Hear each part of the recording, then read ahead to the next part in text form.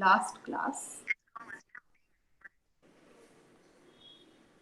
Okay, so in a previous lecture, when we discussed basis sets about a week or so ago, we said that hydrogen, when you solve the hydrogen atom Schrodinger equation, you get the exact orbitals in the form of e to the power minus alpha r, where alpha is some parameter, and these are what are called Slater functions. So hydrogen atomic orbitals are Slater functions multiplied by some polynomials.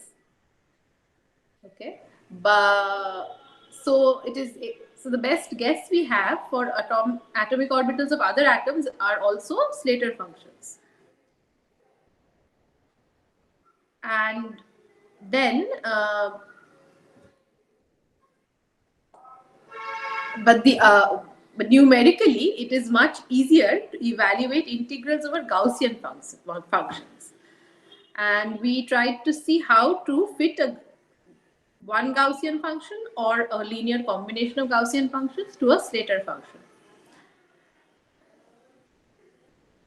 But since there are fundamental differences in the Slater function and the Gaussian function, mainly at the near the origin and also at long distances, one Gaussian function is certainly not enough to fit the Slater function.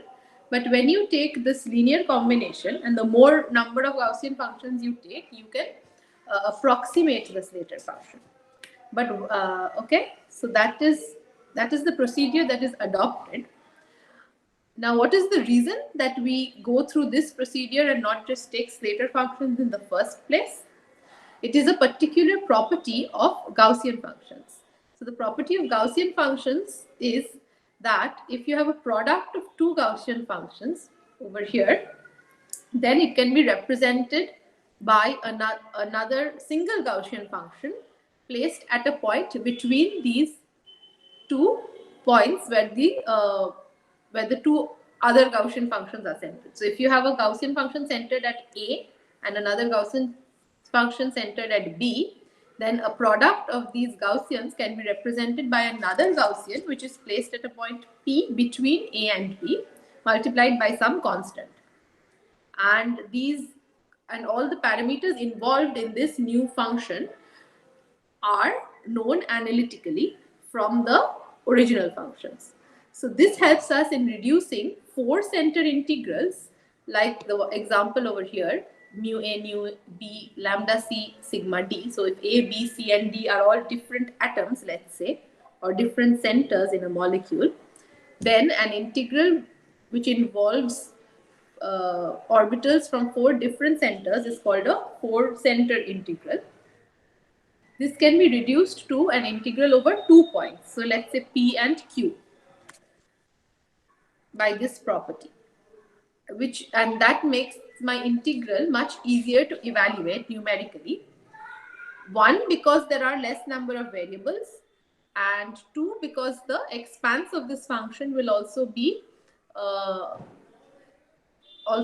more easily controlled if you have one function. If you have many peaks in a function or more bends, the more points you need to accurately evaluate it.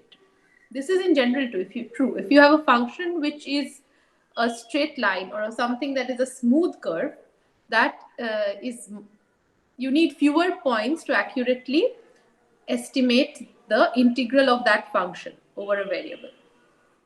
The more bends you have, you will need many points near these bends to figure out how the bend is going or which way it is going, or if it twists and turns too much. So it is the same problem over here. So if you have a single function, it is one Gaussian, the integral is easier to evaluate than if you have, let's say, 4 Gaussians peaking at various points. Okay, so this is what we did last class. That is why we are going into the trouble of fitting Gaussian functions to Slater functions. Okay, then remember, the basis functions are constructed as real.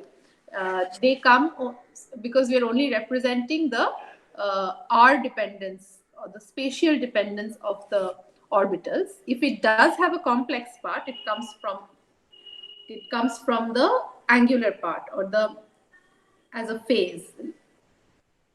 We will talk about that today, okay, after I tell you about the names of the basis sets. Then if you take a linear combination of Gaussian orbitals, that is called a contracted Gaussian orbital, okay, and then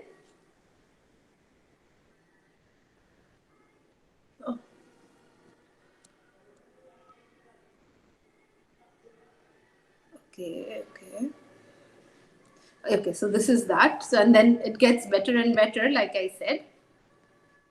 And in this contracted Gaussian function, you have two types of parameters that you can fit. One is the linear combining coefficients, and the other is the exponent of each of the Gaussian functions involved. So d and alpha.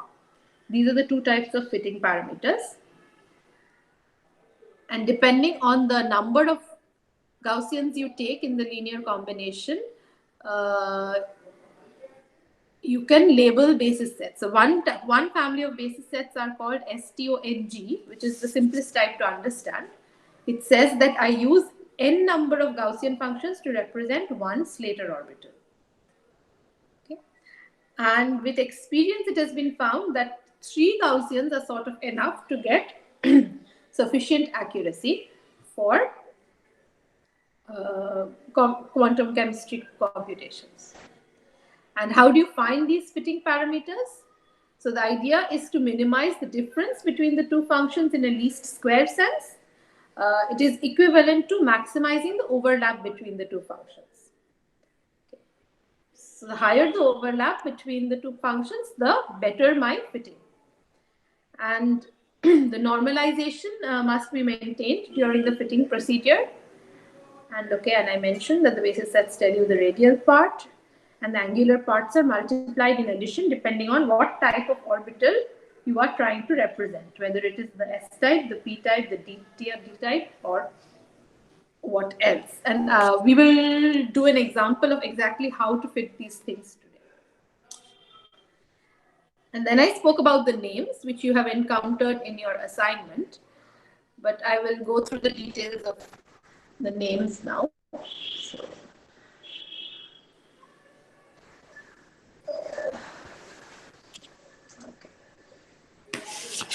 today we will talk about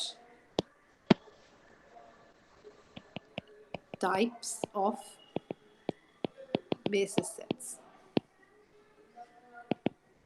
So this is more of technical knowledge. It's very useful if you are going to pursue quantum chemistry. Otherwise, you will forget it very soon. But you still, so the concept is important. Like, what are the things you need to take care of when you make a basis set, or what are the aspects you need to think about? The exact names, they will be at the tips of your fingers if you do computations later on. But then you would have forgotten what they mean very also. Anyway, so ordinarily, the AO basis sets, they consider two groups of orbitals.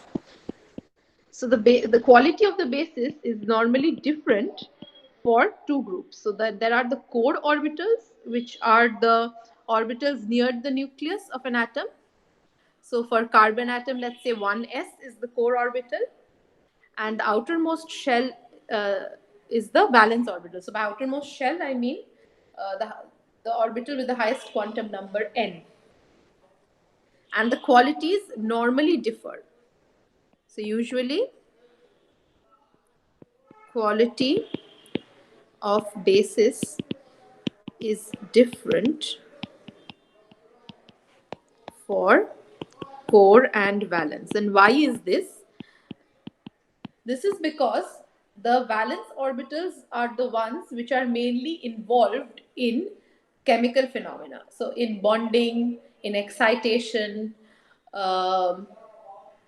in intermolecular interaction. So normally the valence orbitals are involved more in chemical interactions, whether it is bonding or it is spectroscopy. So the quality of the valence orbitals is much better in the basis set than the core.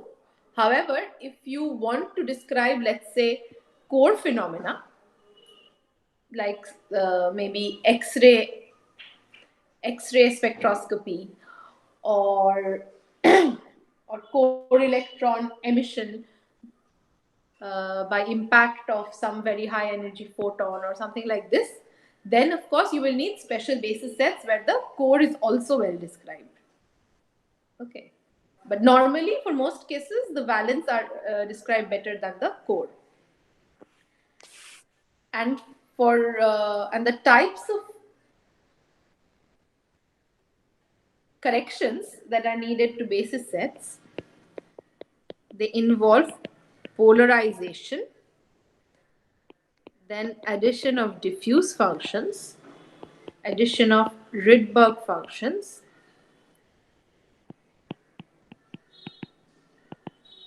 etc.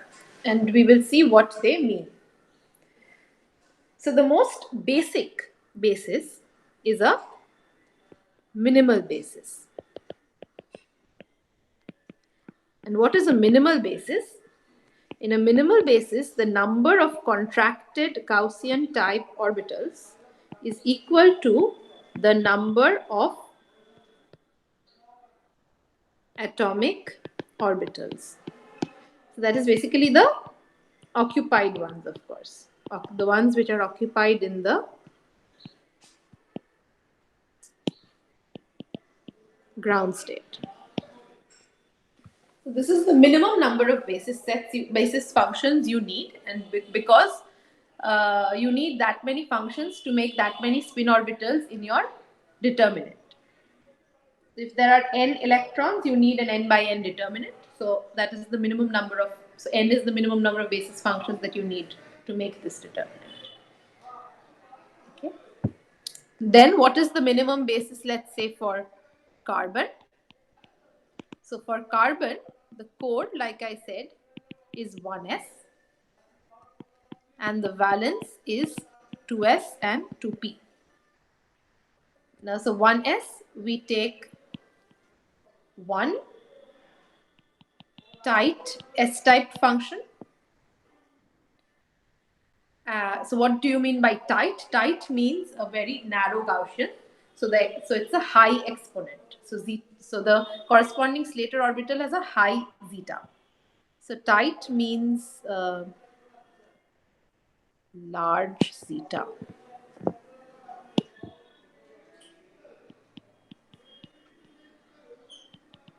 Okay. And then in the valence, you have 2s and 2p. So what is the electronic configuration? 2s2, 2p2, right? So in principle, it would have been enough to have one 2s type orbital and just two p type orbitals. However, this is not recommended because the three p orbitals are degenerate, and when you have bonding or something, if you remember hybridization of orbitals, the electrons can get excited to another p orbital and then bond, etc. So all the p orbitals need to be taken. So instead of 2, you have 3, even in the minimal basis. Okay, so the total number of basis functions then, let me call it k, like I was calling it. So number of basis functions is equal to k is equal to 1 plus 1 plus 3, 5. Okay, this is the minimal basis for carbon. Now, there are two groups of basis sets, basically.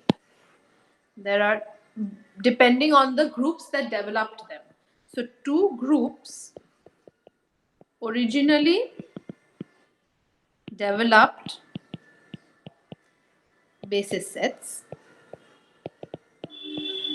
One was Dunning and 2 was Popel. So there are basically two basic sets of basis sets, and also the names have different notation. So there is Dunning notation for basis set names and Popel notation for basis set names. Nowadays, of course, specialized basis sets are developed by other groups as well, but the naming convention has remained in either Dunning or Popel.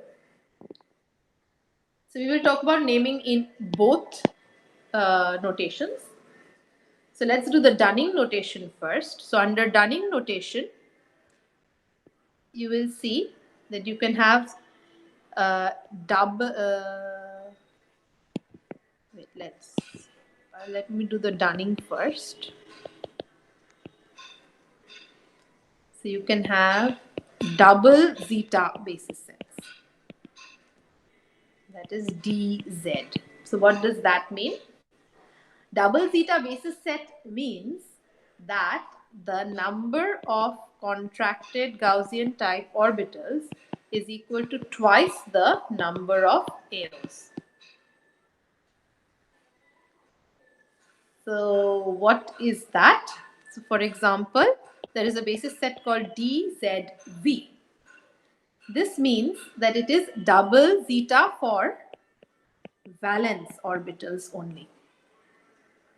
So the core is, there is only one AO for every core orbital, but two CGTOs for every valence orbital. So let's say for carbon, what is it? What is the situation then? Then 1s, you have one orbital. 2s, so one CGTO for 1s.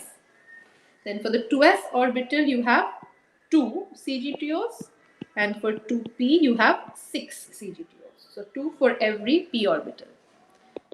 The total k is then equal to 9. Okay. Similarly, you can have triple zeta, and if you have, let's say, then this is number of is equal to 3 into number of AOs, and if your example is TZV, which means that it is tripled only for the valence orbitals, then 1 is still 1, 2s is 3, and 2p is 9, and you have a total of 13. Okay. So this is the Dunning's family. Now similar quality basis sets from the Popel family. The names are, these names look a bit more complicated, but they have more information as well. So the 631G, this is the name. This is sort of close, or you can say even equivalent for most atoms, to the valence double zeta. VDZ, which is also called DZV sometimes. And here, these numbers tell you the number of primitives that have been contracted to make the function. And the part before the dash tells you about the core. So this tells you the core, and this tells you the valence, and this is the number of primitives that have been contracted. Okay, and this also, the numbers.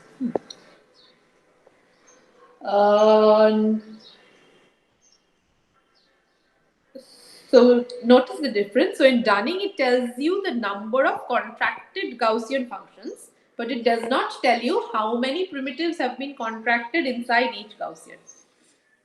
But in the Popel naming convention, it tells you how many primitives have been contracted. Okay. So let's see. So the example. So if it's a 631G, it means that the 1s orbital of whatever atom I am considering has 6 primitive Gaussians, and they have been contracted to give you one contracted Gaussian type orbital.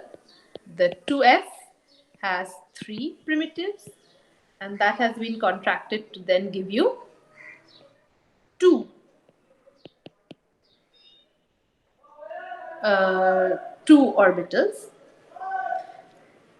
And how do we know this? Because there are 2 numbers here. So this tells you that this is a 2 CGTOs for every valence orbital. So if there was one more number, let's say 311, then that would mean 3 CGTOs for every valence orbital. So this is this. So in 631G, it means 2s. You have 3 primitives to give you. So one of them is this, and the other 2s orbital has 1 primitive. And these two together, these are the 2 contracted Gaussian type orbitals. Then you have one 2p orbital which is formed from 3 primitives, and another 2p orbital which is formed from 1 primitive, and these two together are the 2 CGTOs. So effectively then this is a double zeta valence. You have 1 for the core and 2 each for the valence orbitals.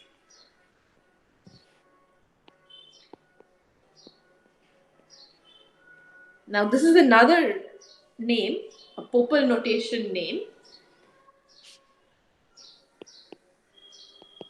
So can someone tell me then, here 1s has how many primitives?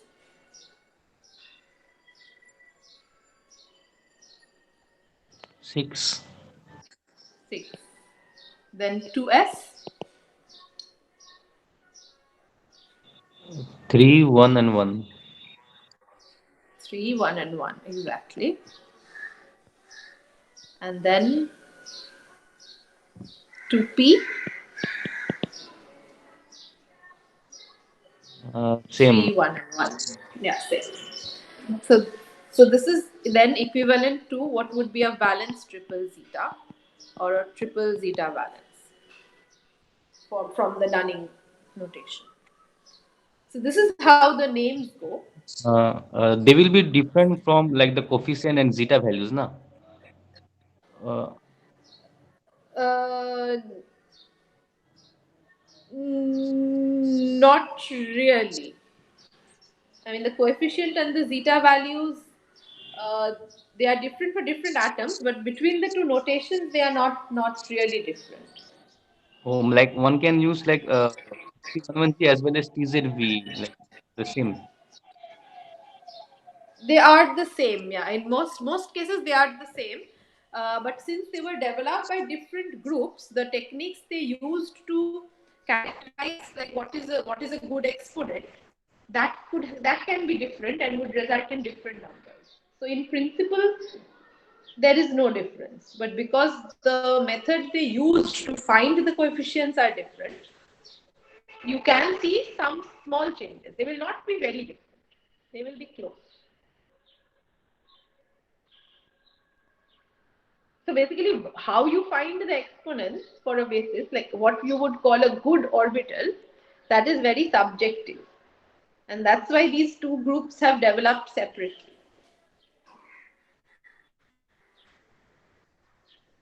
So, so in some atoms, it may be that they're exactly the same also.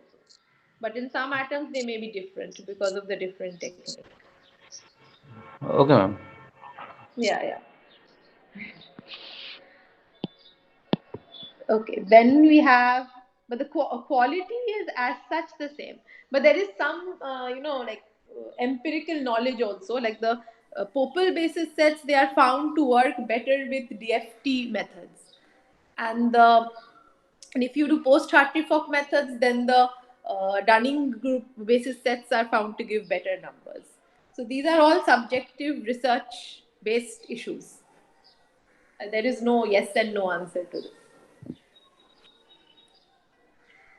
Okay, and then this is the naming of the basic sort of name nomenclature. Then, if you want to improve your basis sets, you add polarization functions, like I said, like I mentioned before. So, what are polarization functions? Polarization functions are functions with one higher angular momentum than the orbital you are trying to describe, but they are similar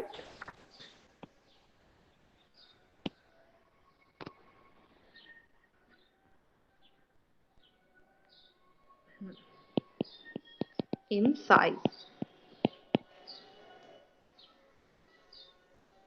So the polarization functions, and they're usually added for valence functions.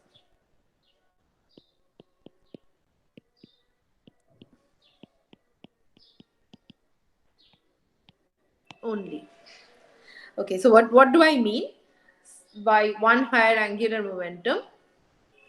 So let's say again, let us do our carbon example. Then my carbon has 2s and 2p orbitals. But I will add if I add a 3D, I should just say D like. But if I add a D type function to the basis, which has a size similar to 2p,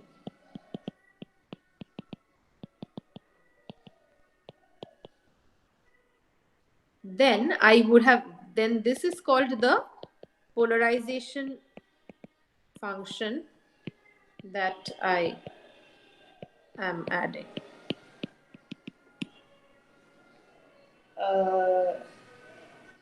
Was I clear? So I'm trying to find a basis set for carbon.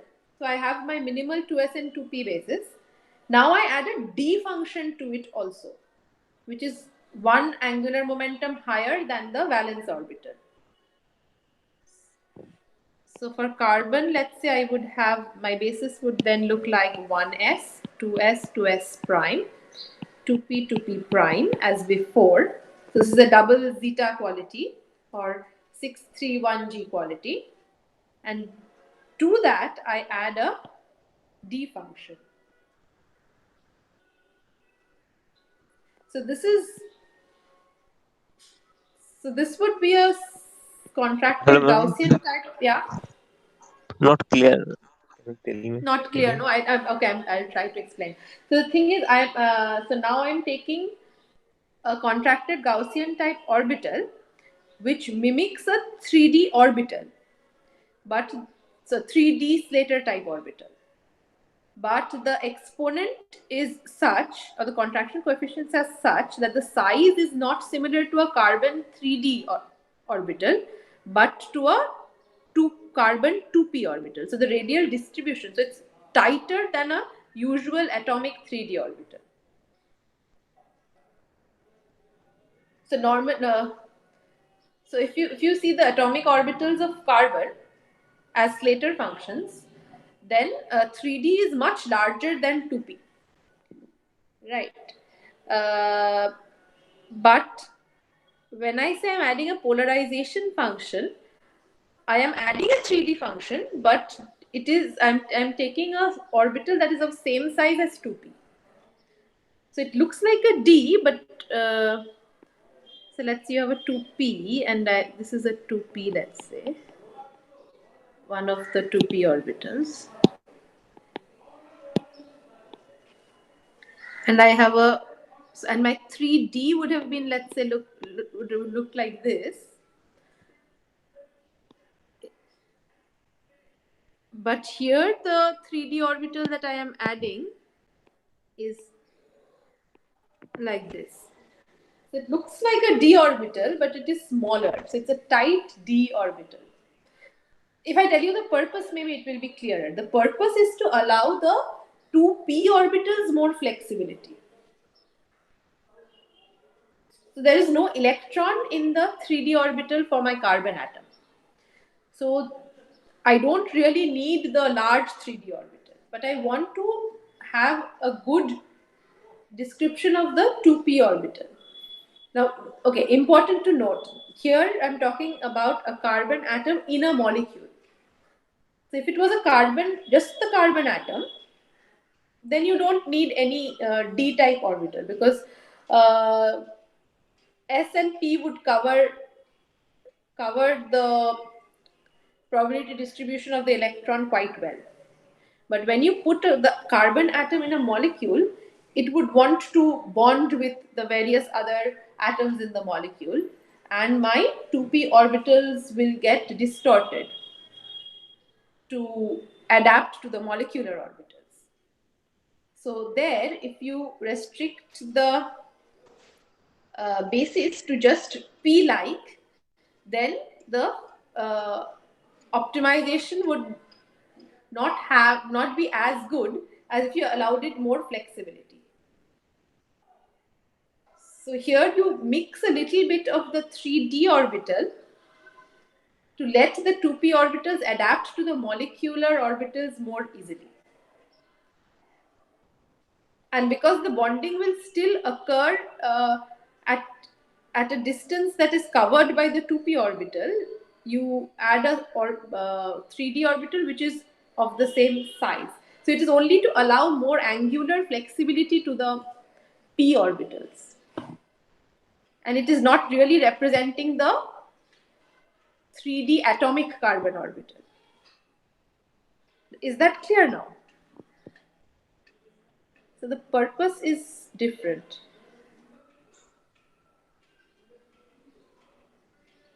No? Ma'am, like to put distortion in the picture, this is done. Yes. So here you optimize. So basically, the basis sets will be used for a molecular calculation. Okay. And your goal is to describe bonding, etc. well. Let's just stick to bonding. Let's say you want to describe bonding well. Now, when you put carbon in a molecule, then the carbon's p orbitals, the optimal will not remain p orbitals. They will adapt to the molecule to give bonding, anti-bonding, whatever, all kinds of orbitals.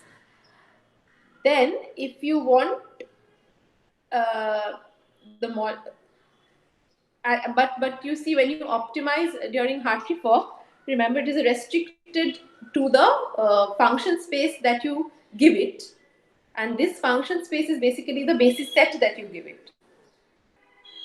So the better your basis set, the more optimal your molecular orbitals. Ideally, you should have given it an infinite function space. Then you would not have to think about exactly what type of basis you are giving. Then you could have given it sine and cos functions, and it would have been perfect. You would have got optimized molecular orbitals.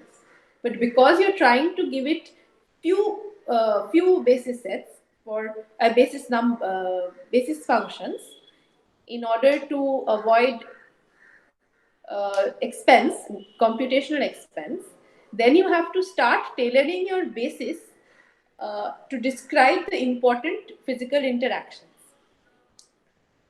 So that's why we are thinking so much about the basis, because it is finite and we are trying to keep it to small number of functions. Now, in doing that, if you just give the carbon p orbitals and ask this carbon to bond with other atoms, its angular flexibility is restricted because you only have x, y, and z directions, and you can only take uh, linear combinations of these to get the angles in between. So that is more restricted than if you also give it a product function like the D's. So the D's have more, describe a larger function space, the D-type functions. So that is why you're giving it a D-type function. Now, but since this D-type function is needed to give flexibility to the P-type, you keep it the same size because the bonding will occur at that radial distance, right?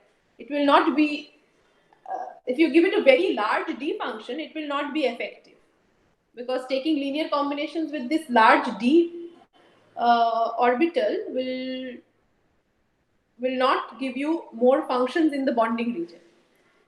You have to give it more functions in the bonding region.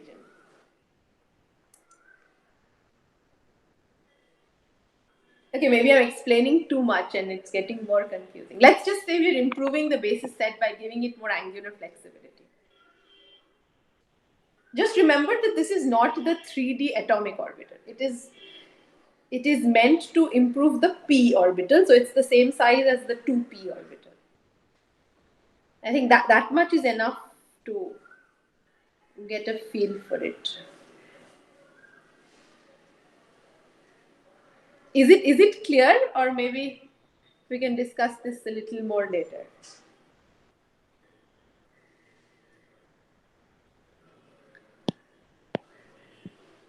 Okay. Anyway, let me just continue. So see. This is a then called a polarized valence double zeta. So basically, this is a valence double zeta basis, and you have added polarization functions to the valence orbital. So this P stands for polarization functions or polarized valence functions. And then if you have a P, V, T, Z, then for carbon, it is 1s, 2s, 2s prime, 2s double prime, 2p, 2p prime, 2p double prime. So that is the triple zeta part. And then I add 3d, 3d prime, and 4f. So why am I adding 4f and not another 3d? This is just out of experience. So the addition of polarization functions, this is subject to research and study. So people have figured out what will improve my angular flexibility the most. And they have decided on what functions to add.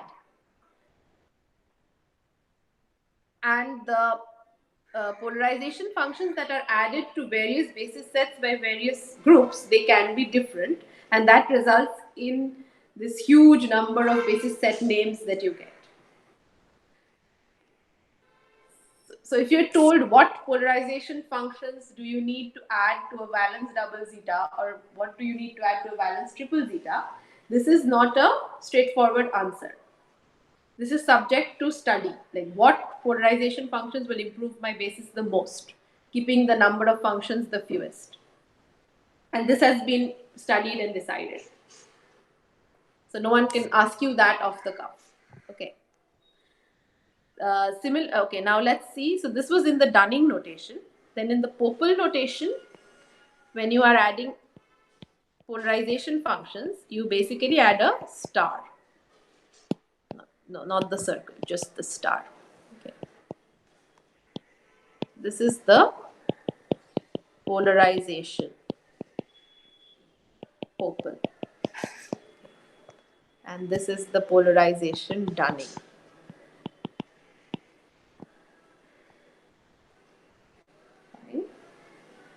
And you will see, and in the Popel basis set, they make a distinction between polarization functions for hydrogen or not.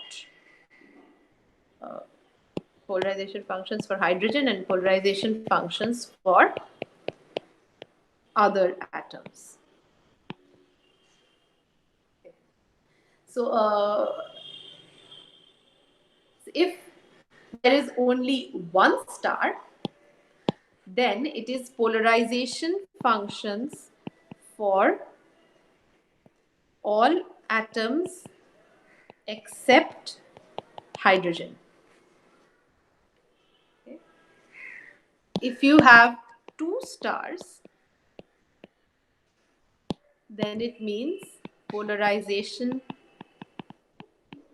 function for all atoms, including hydrogen. Okay, so that means that a 631G star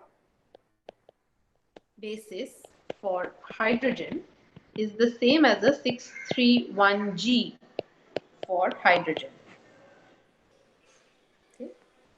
But 631G star for carbon is not the same as 631G for carbon. But 631G star for carbon is same as 631G star star for carbon. So what is the purpose of this notation? So this is just confusing for no reason, right? The thing is that when you specify a basis set, you often do it for the whole molecule. So you can so when you write input files for a quantum chemistry package, you can say that for example your LIH, I am using a basis 631G star. You just mentioned one basis set for the full molecule. Then if you have one star, uh, you have to recognize that this means that hydrogen is 631G and lithium is actually 631G star. Okay, so if you want polarization functions for your hydrogen as well, then instead of writing 631G star, you have to write 631G star star. Then you would have polarization functions for both lithium and hydrogen. Okay. So that is the purpose of having this convoluted notation in the Popel notation. So this is about polarization functions, which give you angular flexibility. Okay. Then comes the next one. Yeah, yeah, Hello. No, yeah. not clear about the star 631G star. Hydrogen, not clear. Hydrogen and for 16 double star for including hydrogen. This is just notation. Any rule? This is notation, but the this is notation mean like I said, when you specify it for the full molecule, then Popel has two versions of his polarized basis set. So 631G star star means for all atoms. So 631G star star would be equivalent to if you say or you say PVDZ. So 631G. So this is actually equivalent to PVDZ. So in Dunning, there is no distinction. When you say PVDZ, it means you have polarization functions for hydrogen as well, if I remember correctly. I think so. Yeah. But Popel, you have a distinction. The reason is that it has been found that for hydrogen, because it's so small, polarization functions are not very important. Okay, which means that having a 631D star basis set uh, is good enough in most cases. So unless you are doing some specific problem where your hydrogens are very important and the polarization functions are required for the atom, you don't need to use a double starred basis. So that's why they give you this option. And since you don't normally specify different basis sets for different atoms in a molecule, you just give the full molecule one single basis set, uh, then this notation becomes important.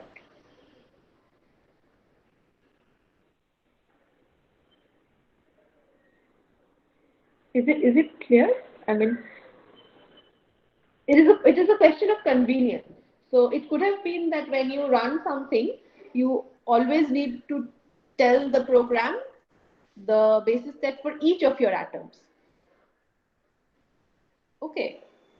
Then you could have said, when you do your hydrogen atom, it's up to you whether you choose to have a polarized valence basis set or not. Then on a case by case basis you would have to decide. But this is inconvenient because molecules often have hundreds of atoms, right? So that's why the usual way of doing things is to specify the basis set only once. But since molecules, especially organic molecules, have a lot of hydrogens, and the uh, importance of polarization functions for hydrogens is not so much, then not having them is often a good choice. So that's why Popel gives you the option of a basis set where by default the polarization functions are there for the heavier atoms but not for hydrogen. So it's convenience in a way.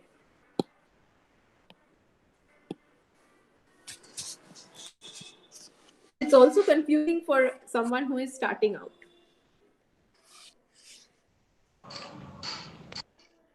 Yeah. Okay. So then this was about the polarization functions. Next comes the diffuse functions. So was I writing in orange? Or? I forgot. No, I wrote in green. Okay. So then you have B, diffuse functions. So what are diffuse functions? So diffuse functions are loose basis functions, usually of higher angular momentum. So what is a loose basis function? A loose basis function basically means that the exponent zeta, okay, is small. So it's a slowly decaying function. Okay. And in Dunning notation, you add the prefix og to the basis set. So example would be an og PVDZ basis. So here you have polarized valence double zeta, the one we spoke about before, and you also have some more loose functions. So why are diffuse functions important? So they are important when you're talking about intermolecular interactions like van der Waals interactions. They're also important when you do anions.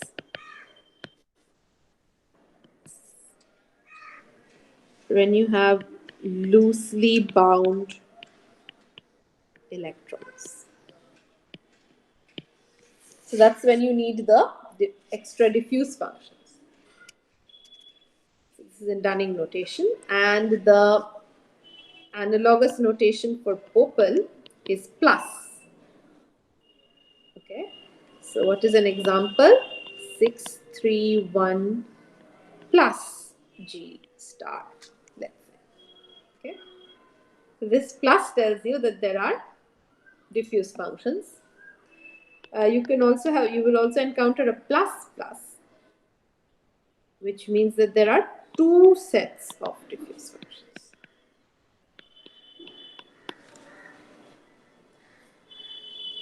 Okay, and all these additional things, they make your basis set larger and larger and larger.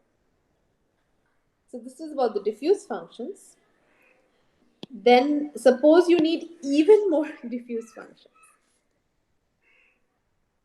So there is a third type of corrections or additions to a basis set, which are called Rydberg functions. The Rydberg functions are even more weakly bound functions.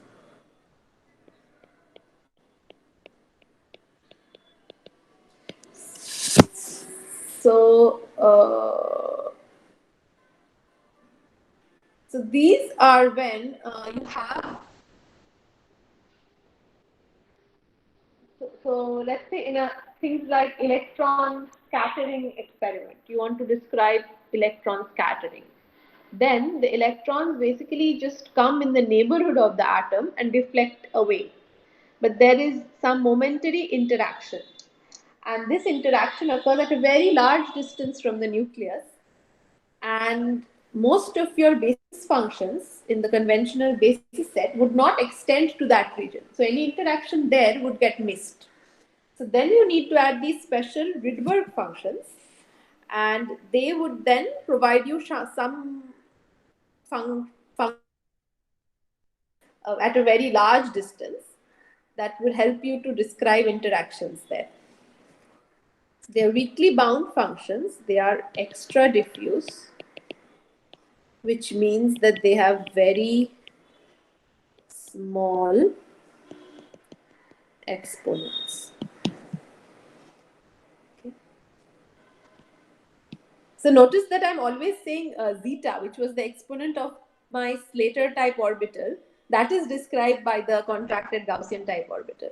Since my Gaussian orbitals, they have different exponents, it is difficult to characterize them by all these 3 or 4 or 5 different values. So when you talk about exponents of basis functions, you would mostly you're talking about the Slater function, corresponding Slater function that they have been fitted to, the zeta of that function.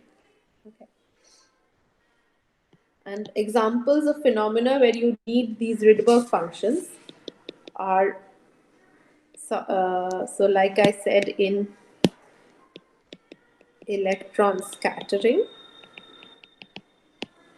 Then you can have something which is called a dipole bound orbital. So this is an orbital which cannot be characterized to have come from particular atoms. It is a general orbital surrounding the full molecule. So it's neither bonding nor anti-bonding. So so if you were to draw an MO picture by hand, you would never draw this function. But if you do a computation, you would notice, and you draw the orbital that you get, you would notice an orbital which loosely surrounds the full molecule. These are called Rydberg orbitals. So if your molecule has orbitals like these, then if unless your basis also has Rydberg functions, you would miss this orbital. So that's when you need the Rydberg functions. And then You can also, if you want some electron in a highly excited state, so just before it maybe leaves the molecule, if you're describing some phenomena like that, then you also need Rydberg functions. Okay. So these are about the functions that you would add to a basis. You also have special functions for special purposes.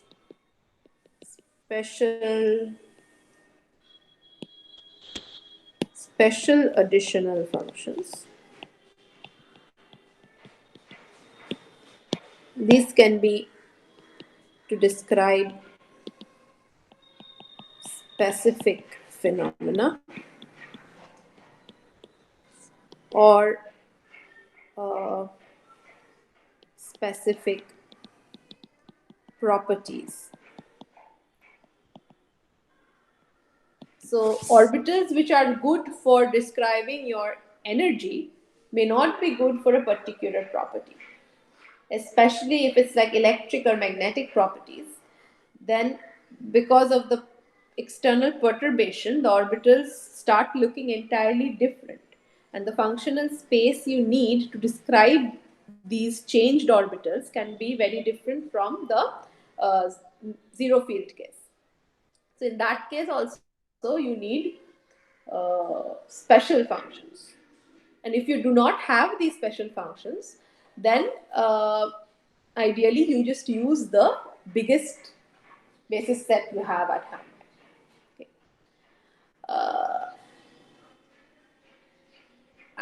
Okay. And I also told you that you can have special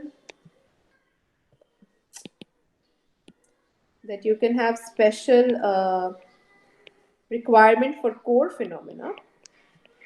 So if you want core phenomena, then you need tight functions near the core. Okay. And then you can have names which look like this. And so this is core valence double zeta. So it means that even the core orbitals are represented by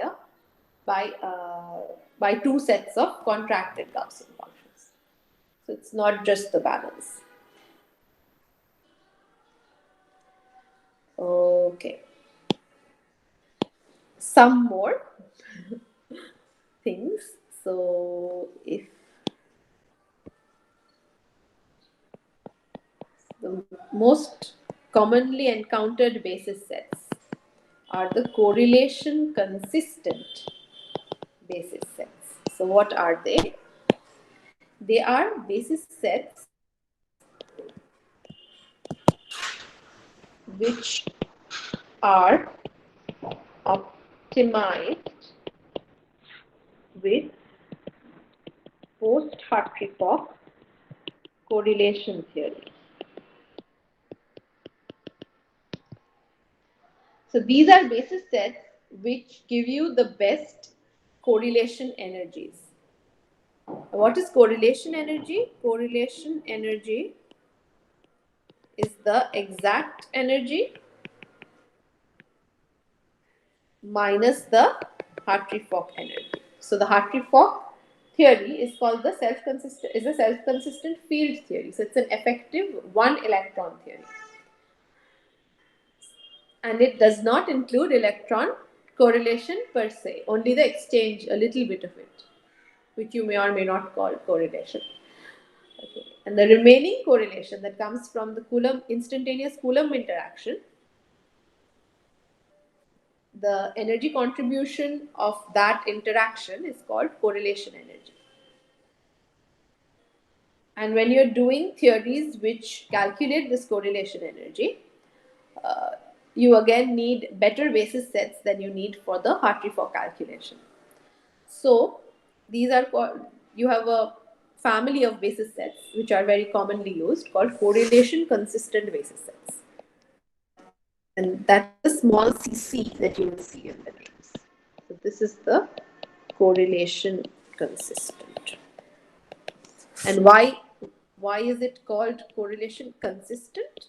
The consistent part means that you can have basis set extrapolation. So if you improve the quality of the basis set from dz to tz to double zeta to triple zeta to quadruple zeta to pentacle zeta, etc., then the energies change smoothly such that you can do an extrapolation to the infinite basis. Okay. So if you're plotting the energy with the various basis sets, so you start with double zeta. So this is CCPV XZ, X equal to 2, 3, 4, 5, 6. So 2 means double zeta, 3 is triple. Okay. Then if you plot the energies,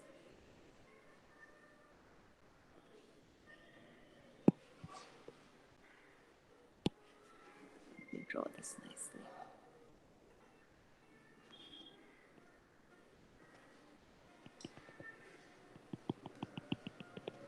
So if you have this,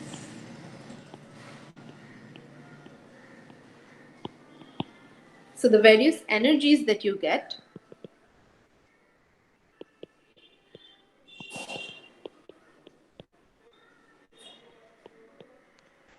let's say, for some molecule, okay, I'm not mentioning the molecule here, some molecule, okay, and let's say this is some sort of theory. This can be either Hartree-Fock or couple cluster, whatever, some sort of theory, and you compute the energy with various basis sets with systematically improving quality. Your energies will lie on a curve such that you can extrapolate it to some sort of infinite basis limit. That is called the complete basis set limit.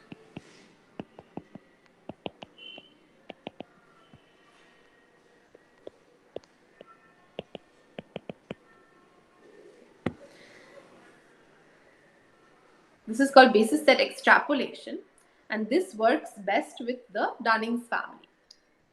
And because this works for this family of basis sets, it has this correlation consistent prefix to it.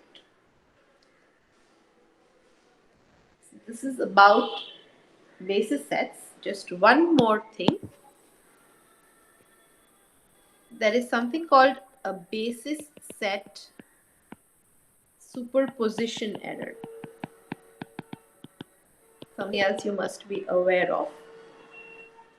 BSSE. So what is this concept? So let's say I'm trying to compute an interaction energy of two fragments A and B, okay, at some distance r.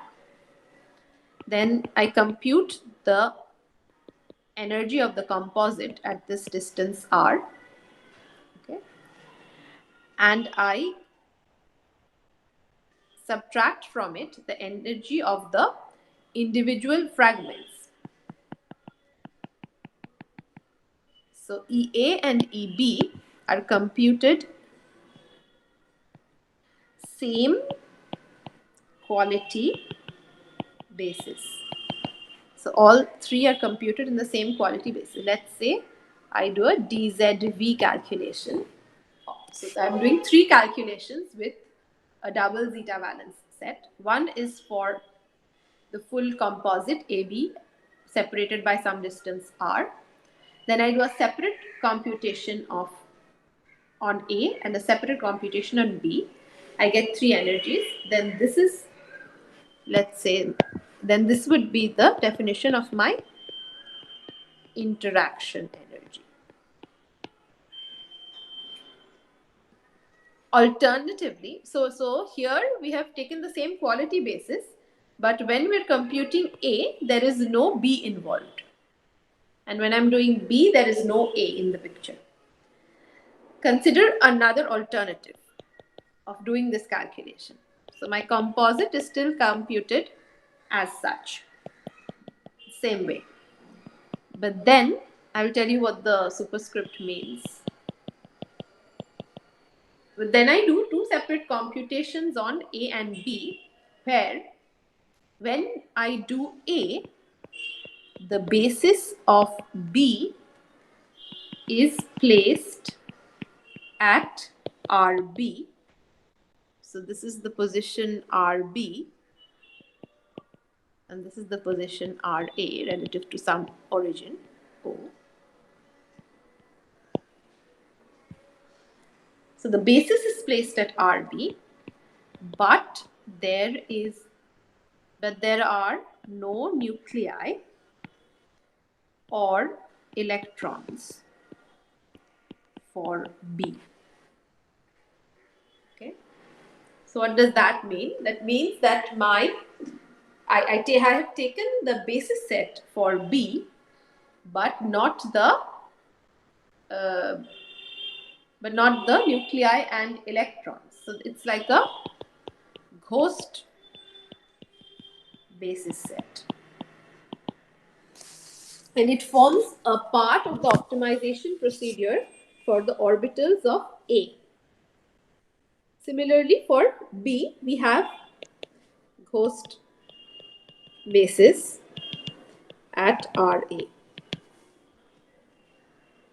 Now, when I do this, the interaction energy, let me call this I, and let me call this I prime.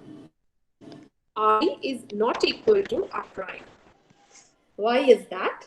That is because if I give the computation on A extra basis functions, it will use these basis functions to further lower its own energy. So EA will mostly become lower, EACP will become lower than EA because it has more basis functions available to optimize its orbitals.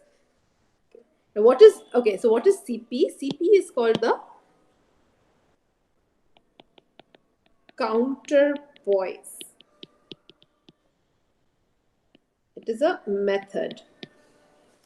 The counterpoise method. The procedure of using a ghost basis for B, that is called the counterpoise method. And the energy that you get by this counterpoise method will usually be lower than the energy that you get without the ghost basis. So this tells you that the interaction energy which if you compute it simply by EAB minus EA minus EB, that is not quite right, because when you're doing the computation on the composite, the orbitals which are even solely localized on A has the basis functions of B available for optimization. Okay. Is this clear to you?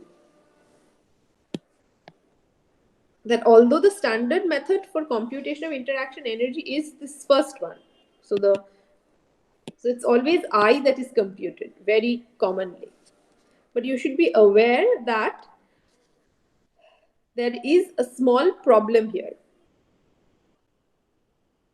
and it's not perfect.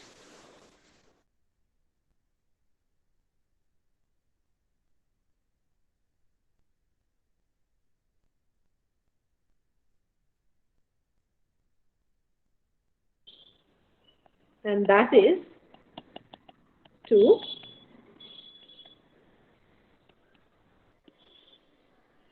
subtract this from your interaction energy. Okay, this is called a counterpoise correction or basis set superposition error correction. You will not see people doing this very commonly, but when you but you should be aware of it when you're going for very high accuracy.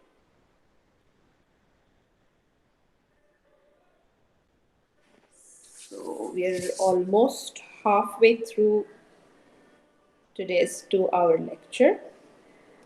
So I will not teach more today. I will stop here. It's becoming too much. Instead, let's see if there. I will now just show you the website for the assignment. So you can stop the recording of this, and I'll disconnect the Google Meet and connect again from my laptop.